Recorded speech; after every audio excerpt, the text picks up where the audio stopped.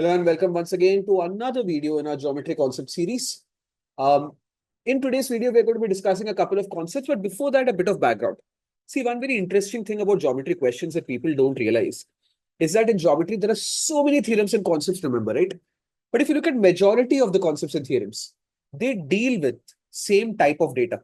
So what I mean is that if you've got a concept or a formula or a theorem which is giving you an equation, the equation will be either completely composed of lengths, which means that some lengths are equal to some other lengths, or maybe completely composed of angles, that some angles are equal to some angles, or ratios are equal to some ratios.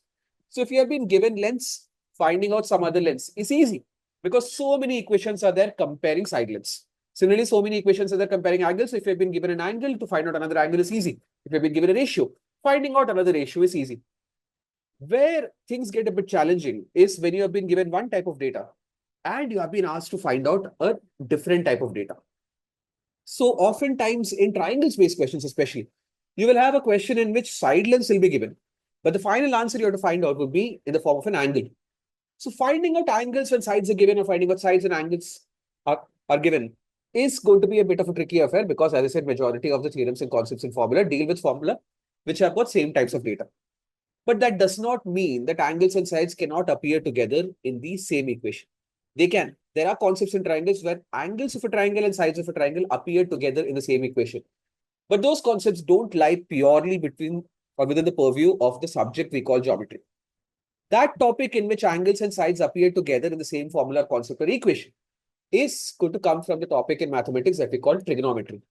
And specific to triangles, as far as your competitive entrance examinations like CAT-GRE or GMAT is concerned, well, GMAT does not have geometry, but as far as CAT and GRE are concerned, two rules I would recommend that people should know, which has a combination of data within the same equation, both sides and angles present in the same equation. One of them is the sine rule. Now, instead of explaining or telling you directly what the sine rule is, let me help you derive it. To derive it, let me consider a triangle ABC, in which the lengths of the three sides of the triangle are small a, small b, and small c. And the convention that we have to remember is that length small a is opposite to angle capital A. The length small b is opposite to the vertex capital B, and length small c is opposite to the vertex capital C. This is a standard convention. And remember this convention because once you remember this convention, understanding and remembering both sine rule and cosine rule becomes a lot more easier. So keeping this in mind, let me construct this triangle ABC, in which I'm going to drop a perpendicular also, height or altitude also from the vertex A onto the opposite side BC, and I'm going to call the length of this altitude H. And let's say the point at which it is intersecting the side BC, let me call that as P. Then BP's length I'm going to assume to be equal to X. So which means CP's length will be equal to A minus X. Keeping this in mind, if I first focus on triangle ABP, in triangle ABP, I can say that the sine of angle B is perpendicular by hypotenuse, which is equal to H by C. Similarly, if I look at triangle APC, in triangle APC, again, sine of angle C is perpendicular by hypotenuse, which will be equal to H by B. So which means in both these equations, if I cross multiply, I'll get H equal to C into sine B. And similarly, H is equal to B into sine C. So which means now I can equate this and this because both are equal to H. So I can equate them. So equating them, I get C into sine of angle B is equal to B into sine of angle C. Or once again cross multiplying, I can get C by sine of angle C is equal to B by sine of angle B. And if we include also angle A into this, you can drop a second perpendicular either from B onto AC or from C onto AB, and you can prove that both of these will also be equal to A by sine of angle A. So A by sine A is equal to B by sine B is equal to C by sine C. That is the sine rule for triangles. So this is one of those concepts in which angles and sides of a triangle appear together in the same equation. There is one more such rule. Let me help you understand and derive that rule as well. So that rule is called the cosine rule for triangles. So you've got the sine rule. And again, we are going to be turning to trigonometry for another rule, which is called the cosine rule. Now, to understand how to derive the cosine rule, again, let me take triangle ABP first. In triangle ABP, if I apply the Pythagoras theorem, I get C square is equal to X square plus H square. Right. And let me just move around the terms here and there a bit. So when I do that, I can say that h square is equal to c square minus x square. Let's hold on to this. Let's keep this aside for a bit. But let's remember that h square is equal to c square minus h square. Similarly, in triangle APC, once again, let me apply the Pythagoras theorem. When I do that, I get b square is equal to h square plus a minus x the whole square.